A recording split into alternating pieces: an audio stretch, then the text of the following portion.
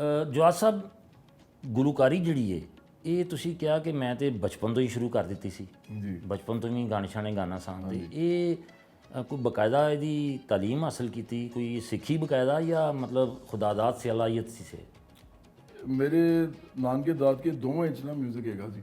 ਮੇਰੇ ਦਾਦਾ ਜਿਹੜੇ ਸਨ ਉਹ ਸ਼ੌਕੀਆ ਬੈਂਜੋ ਵਜਾਉਂਦੇ ਸੀ ਅੱਛਾ ਤੇ ਉਹ ਆਲ ਇੰਡੀਆ ਰੇਡੀਓ ਦੇ ਉੱਤੇ ਵੀ ਉਹਨਾਂ ਨੇ ਇੱਕ ਦੋ ਵਜਾਇਆ ਸੀ। ਅੱਛਾ ਹਾਂ ਸ਼ੌਕੀਆ ਪਰ ਫਿਰ ਮੇਰੇ ਜੋ ਚਾਚਾ ਹੈਗੇ ਸਨ ਉਹ ਹਾਰਮੋਨੀਅਮ ਬੜਾ ਚੰਗਾ ਵਜਾਉਂਦੇ ਸੀ।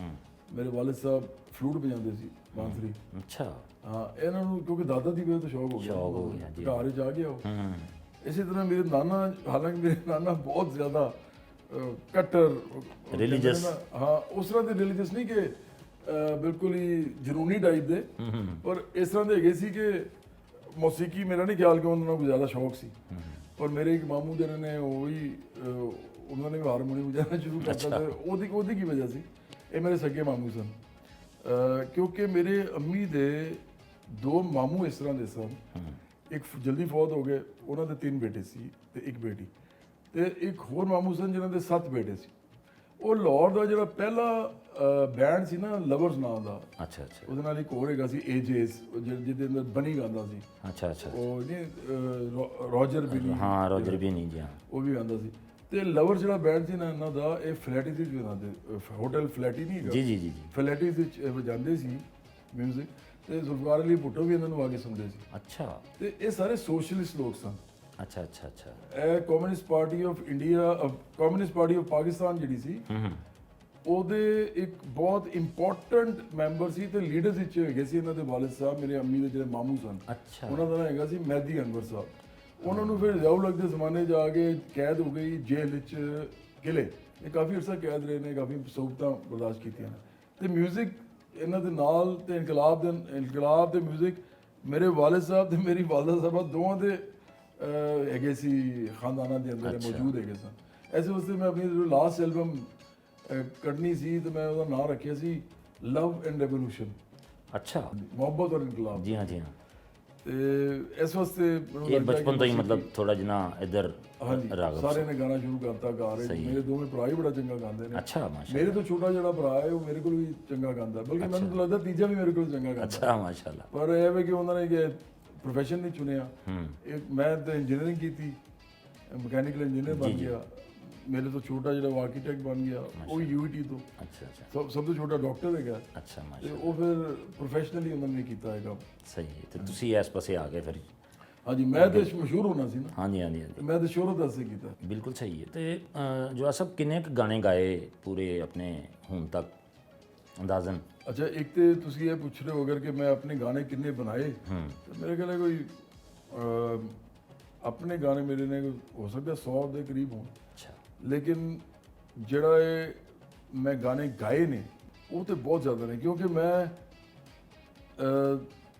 ਸਨ 92 ਚ 92 ਦੇ ਆਖਰ ਵਿੱਚ ਤੇ 93 ਦੇ ਮੇਰੇ ਖਿਆਲ ਹੈ ਸ਼ੁਰੂ ਵਿੱਚ ਮੈਂ ਜੁਬੜੇ ਜੁਆਇਨ ਕੀਤਾ ਸੀ ਤੇ ਮੈਂ ਉਹਨੂੰ ਛੱਡਿਆ 98 ਵਿੱਚ। ਅੱਛਾ ਤੇ ਤੁਸੀਂ ਸਮਝੋ ਕਿ 6 ਸਾਲ ਤਕਰੀਬਨ ਮੈਂ ਉਹਦੇ ਅੰਦਰ ਰਿਹਾ ਤੇ ਉਹਨਾਂ 6 ਸਾਲਾਂ ਵਿੱਚ ਮੈਂ 2000 ਤੋਂ ਜ਼ਿਆਦਾ ਕਨਸਰਟ ਕੀਤੇ ਸੀ। ਅੱਛਾ ਮਾਸ਼ਾ ਸ਼ੋਜ਼ ਕੀਤੇ ਸੀ ਤੇ ਇਸ ਵਾਸਤੇ ਮੇਰਾ ਖਿਆਲ ਹੈ ਕਿ ਮੈਂ ਲਿਖਿਆ ਵੀ ਸੀ ਆਪਣੀ ਐਲਬਮ ਦੇ ਅੰਦਰ ਕਿ ਮੈਂ 2000 ਕਨਸਰਟ ਪਹਿਲੀ ਕਰਕੇ ਆਇਆ ਤੇ ਉਹਦੇ ਬਾਅਦ 26 ਸਾਲ ਹੋ ਰਹੇ ਕਿ ਨੇ ਮਾਸ਼ਾਅੱਲਾ। ਮੈਨੂੰ ਨਹੀਂ ਲੱਗਦਾ ਕਿ ਮੇਰੇ ਤੋਂ ਜ਼ਿਆਦਾ ਕਿਸੇ ਨੇ ਪਾਕਿਸਤਾਨ ਦੇ ਅੰਦਰ ਸ਼ੋਜ਼ ਕੀਤੇ ਨੇ। ਇਹ ਮੈਂ ਬਿਲਕੁਲ ਜ਼ਿੰਮੇਵਾਰੀ ਨਾਲ ਕਹਿ ਰਿਹਾ। ਆਪਣੇ ਗਾਣੇ ਲਿਖਦੇ ਵੀ ਖੁਦ ਹੀ ਹੋ? ਮੈਂ ਆਪਣੇ ਗਾਣੇ ਜ਼ਿਆਦਾਤਰ ਆਪੇ ਲਿਖਦਾ ਸੀ ਪਰ ਕਈ ਵਾਰ ਮੈਂ ਇਹ ਕਰਦਾ ਸੀ ਕਿ ਕੋਈ ਸ਼ਾਇਰੀ ਅਗਰ ਹੈਗੀ ਹੈ ਤਾਂ ਮੈਨੂੰ ਚੰਗੀ ਲੱਗ ਗਈ ਹੈ ਇਹ ਘੱਟ ਹੋਇਆ ਪਰ ਹੋਇਆ ਤੇ ਮੈਂ ਫਿਰ ਉਹਦੇ ਅੰਦਰ ਆਪਣੇ ਵੀ ਲਫ਼ਜ਼ ਪਾ ਕੇ ਕੁਝ ਲਫ਼ਜ਼ ਮੈਂ ਕੱਢਦੇ ਕੁਝ ਪਾ ਲਏ। ਮੈਂ ਤੁਹਾਨੂੰ ਮਿਸਾਲ ਦਿੰਦਾ 2 ਮਿਸਾਲਾਂ ਦਿੰਦਾ। ਪਹਿਲੇ ਮੈਂ ਇੱਕ ਗਾਣਾ ਕੀਤਾ ਪ੍ਰਵੀਨ ਸ਼ਾਕਿਰ ਸਾਹਿਬਾ ਦੀ ਇੱਕ ਨਜ਼ਮ ਸੀ ਗੋਰੀ ਕਰਤ ਸਿੰਘ ਹਾਂ ਜ਼ਬਰਦਸਤ ਬੜਾ ਹਿੱਟ ਹੋਇਆ ਤੁਹਾਡਾ ਗਾਣਾ ਜੀ। ਉਹ ਮਹਿੰਦੀ ਦੇ ਉੱਤੇ ਮੈਂ ਕਰਨਾ ਸੀ ਉਹ ਐਵਨਿਊ ਸਟੂਡੀਓ ਇੱਕ ਬਹੁਤ ਵੱਡਾ ਡਰਾਮਾ ਪਹਿਲਾ ਵੱਡਾ ਡਰਾਮਾ ਬਣਾ ਰਹੇ ਸਨ ਮਹਿੰਦੀ ਨਾਂ ਦਾ। ਉਹਦਾ ਮੈਂ ਅਗਰ ਤੂੰ ਗਾਣਾ ਬਣਾਇਆ ਨਾ ਤੇ ਮੈਂ ਫਿਰ ਉਹਦੇ ਅੰਦਰ ਆਪਣੀ ਚੀਜ਼ਾਂ ਐਡ ਕੀਤੀਆਂ ਆਈ ਮਹਿੰਦੀ ਕੀ ਹੈ ਰਾਤ ਹੈ ਲਾਈ ਸਪਨੋਂ ਕੀ ਫਿਰ ਐਸੀ ਸੁਹਾਨੀ ਅਲਬੇਨੀ ਸੀ ਇਹ ਸਾਰੇ ਮੇਰੇ ਵਰਡਸ ਨੇ ਤੇ ਬਾਕੀ ਪ੍ਰਵੀਨ ਸ਼ਾਕਿਰ ਸਾਹਿਬਾ ਦੇ ਹੈਗੇ ਨੇ ਸਟੈਂਜ਼ਾਸ। ਦੂਜਾ ਮੈਂ ਬੜਾ ਅਜੀਬ ਕੰਮ ਕੀਤਾ ਬੜਾ ਮਜ਼ੇਦਾਰ ਕੰਮ ਮੈਨੂੰ ਸਲੀਮਾ ਹਾਸ਼ਮੀ ਸਾਹਿਬ ਨਾਲ ਮੇਰੇ ਬੜਾ ਚੰਗਾ ਤਾਲੁਕ ਹੈ, ਮੁਨੀਜ਼ਾ ਹਾਸ਼ਮੀ ਸਾਹਿਬ ਨਾਲ ਵੀ ਬੜਾ ਚੰਗਾ ਤਾਲੁਕ ਹੈ, ਫੈਜ਼ ਅਹਿਮਦ ਫੈਜ਼ ਦੀ ਦੋਵੇਂ ਬੇਟੀਆਂ ਨੇ, ਤੁਹਾਨੂੰ ਪਤਾ ਹੈ। ਅਦੀਲ ਹਾਸ਼ਮੀ ਨਾਲ ਵੀ ਮੇਰਾ ਚੰਗੀ ਦੋਸਤੀ ਹੈ। ਤੇ ਮੈਂ ਲੰਡਨ ਵਿੱਚ ਹੈਗਾ ਸੀ ਤੇ ਇੱਕ ਕਨਸਰਟ ਮੈਂ ਗਾ ਰਿਹਾ ਸੀ, ਜਿਹੜਾ ਕਨਸਰਟ ਹੈਗਾ ਹੀ ਫੈਜ਼ ਸਾਹਿਬ ਦੇ ਯਾਦ ਨਾਲ ਸੀ। ਉੱਥੇ ਸਲੀਮਾ ਹਾਸ਼ਮੀ ਸਾਹਿਬ ਵੀ ਆਏ ਦੇ ਸਨ, ਉਹਨਾਂ ਨੇ ਉਹ ਵੀ ਇੰਜੋਏ ਕਰ ਰਹੇ ਸਨ। ਮੈਂ ਉਹਨਾਂ ਨੂੰ ਕਿਹਾ ਕਿ ਮੈਂ ਨਾ ਇੱਕ ਗਾਣਾ ਕਰਨਾ ਹੈ ਫੈਜ਼ ਸਾਹਿਬ ਦਾ, ਪਰ ਉਹਦੇ 'ਚ ਮੈਂ ਇੱਕ ਦੋ ਲਫ਼ਜ਼ ਚੇਂਜ ਕਰਨੇ ਨੇ। ਅੱਛਾ, ਤੇ ਤੁਸੀਂ ਇਜਾਜ਼ਤ ਦਿਓ। ਹਾਂ, ਤੁਸੀਂ ਇਹਦੇ ਨਾਲ ਐਗਰੀ ਕਰ ਦਿਓ। ਉਹਨਾਂ ਨੇ ਕਿਹਾ ਕਰ ਲਓ। ਤੇ ਫਿਰ ਇਹ ਗਾਣਾ ਕੀਤਾ, ਉਹਨਾਂ ਨੇ ਕੀਤਾ ਸੀ ਉੱਠ, ਲਿਖਿਆ ਸੀ ਉੱਠ ਉਤਾਨ ਨੂੰ ਜੱਟਾ ਮਰਦਾ ਕਿਉਂ ਜਾਏ। ਅੱਛਾ, ਤੇ ਮੈਂ ਫਿਰ ਉਹਨੂੰ ਕਰਤਾ ਉੱਠ ਉਤਾਨ ਨੂੰ ਕਿਸਾਨਾ ਹੁਣ ਤੂੰ ਜੀਣਾ ਹੈ। ਵਾਹ ਵਾਹ ਵਾਹ। ਤੇ ਉਹਦੇ ਅੰਦਰ ਫਿਰ ਮੈਂ ਉਹ ਕਾਫੀ ਮਸ਼ਹੂਰ ਹੋਇਆ ਜਦੋਂ ਇੰਡੀਆ 'ਚ ਕਿਸਾਨ ਬਾਹਰ ਨਿਕਲੇ। ਤੇ ਇਹ ਗਾਣਾ ਉਹਨਾਂ ਨੇ ਇੰਨਾ ਵਜਾਇਆ, ਇੰਡੀਆ 'ਚ ਬਹੁਤ ਵੱਡਾ ਹਿੱਟ ਹੋ ਗਿਆ ਸੀ। ਇਹਦੇ ਉੱਤੇ ਤੇ ਪੂਰੇ ਪਾਕਿਸਤਾਨ ਦੇ ਮੀਡੀਆ ਦੇ ਉੱਤੇ ਜ਼ਬਰਦਸਤ ਖਬਰ ਬਣੀ ਸੀ ਬੜੀ ਕਿ ਮੇਰਾ ਗਾਣਾ ਜਿਹੜਾ ਉੱਥੇ ਯੂਜ਼ ਹੋ ਰਿਹਾ। ਤੇ ਉਹ ਗਾਣਾ ਮੈਂ ਸੁਣਨਾ, ਬਲਕਿ ਤੁਸੀਂ, ਮੈਨੂੰ ਬੜਾ ਚੰਗਾ ਲੱਗਦਾ। BBC ਨੇ ਉਹਨੂੰ ਕਵਰ ਕੀਤਾ ਬੜਾ ਕੁਝ। ਤੇ ਉਹ ਗਾਣਾ ਫੈਜ਼ ਸਾਹਿਬ ਦਾ ਸੀ ਤੇ ਉਹਦੇ ਅੰਦਰ ਮੇਰੇ ਕਾਫੀ ਸਾਰੇ ਲਫ਼ਜ਼ ਆਪਣੇ ਹੈਗੇ ਨੇ। ਅਸੀਂ ਚਾਹਾਂਗੇ ਕਿ ਸਾਡੇ ਆਮ ਆਦਮੀ ਵਾਸਤੇ ਉਹਦੇ ਵੀ ਥੋੜੇ ਨੇ ਦੋ ਬੋਲ ਸੁਣਾ ਦਿਓ।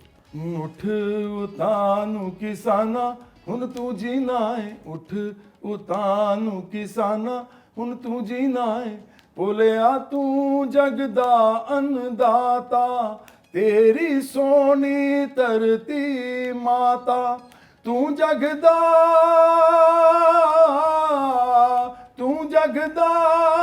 ਪਾਲਨਹਾਰ ਹੁਣ ਤੂੰ ਜੀਣਾ ਏ, ਉੱਠ ਉਤਾਂ ਨੂੰ ਕਿਸਾਨਾ ਹੁਣ ਤੂੰ ਜੀਣਾ ਏ।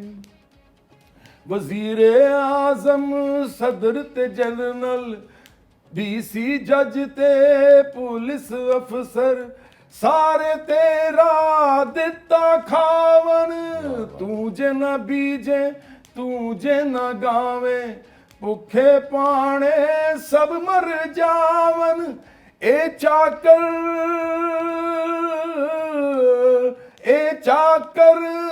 ਤੂੰ ਸਰਕਾਰ ਹੁਣ ਤੂੰ ਜੀਣਾ ਏ, ਉੱਠ ਉਤਾਂ ਨੂੰ ਕਿਸਾਨਾ ਹੁਣ ਤੂੰ ਜੀਣਾ ਏ। ਵਾਹ ਵਾਹ ਵਾਹ, ਤੁਸੀਂ ਆਪਣਾ ਇਨਕਲਾਬ ਦਾ ਸਾਰਾ ਪੈਗਾਮ ਦੇ ਦਿੱਤਾ ਉਹਦੇ ਵਿੱਚ। ਕਿਸਾਨਾਂ ਨੂੰ ਤੇ ਬਿਲਕੁਲ ਦੇ ਚੜਿਆ। ਤੇ ਆ ਜਿਹੜਾ ਮਹਿੰਦੀ ਵਾਲਾ ਗਾਣਾ ਤੁਹਾਡਾ ਬਹੁਤ ਹਿੱਟ ਗਿਆ, ਇਹ ਐਰਕੀ ਬਸੰਤ ਤੇ ਵੀ ਬੜਾ ਜਿਹੜੇ ਟੌਪ ਕਲਾਸ ਗਾਣੇ ਸਨ ਉਹਨਾਂ ਦੇ ਵਿੱਚ ਸ਼ੁਮਾਰ ਹੁੰਦਾ ਰਿਹਾ।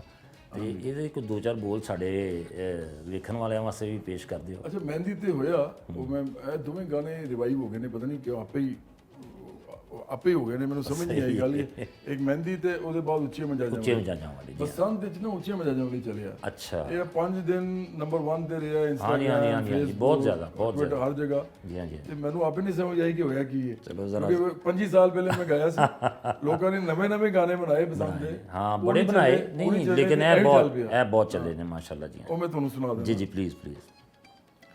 ਉੱਚੇ ਮਜਾਜਾਂ ਵਾਲੀ ਆਖ ਗਈ, ਇਥੋਂ ਐ ਕੁੜੀ ਅੱਜ ਹਾਰ ਗਈ, ਤੇਰੀ ਸੌਂ ਢੋਲਾ ਮਰ ਜਾਵਾਂਗੀ ਮੈਂ, ਜੇ ਤੇਰੀ ਮੇਰੀ ਗੱਲ ਨਾ ਬਣੀ, ਜੇ ਤੇਰੀ ਮੇਰੀ ਗੱਲ ਨਾ ਬਣੀ।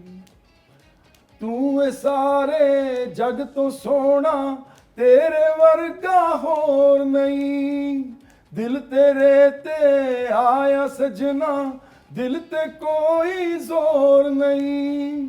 ਨੇੜੇ ਹੋ ਕੇ ਕਹਿ ਜਾਂਦੀ ਏ ਮੈਂ ਕੁੜੀ ਕਮਜ਼ੋਰ ਨਹੀਂ, ਦੁਨੀਆ ਤੋਂ ਮੰਨਨੀ ਮੈਂ ਹਾਰ ਨਹੀਂ, ਦੁਨੀਆ ਤੋਂ ਮੰਨਨੀ ਮੈਂ ਹਾਰ ਨਹੀਂ। ਡਰ ਡਰ ਕੇ ਹੁੰਦਾ ਏ ਪਿਆਰ ਨਹੀਂ, ਇੱਕ ਤੂੰ ਜੋ ਮੇਰੇ ਨਾਲ ਹੋਵੇ, ਕਿਸੇ ਦੀ ਮੈਨੂੰ ਪਰਵਾਹ ਨਹੀਂ।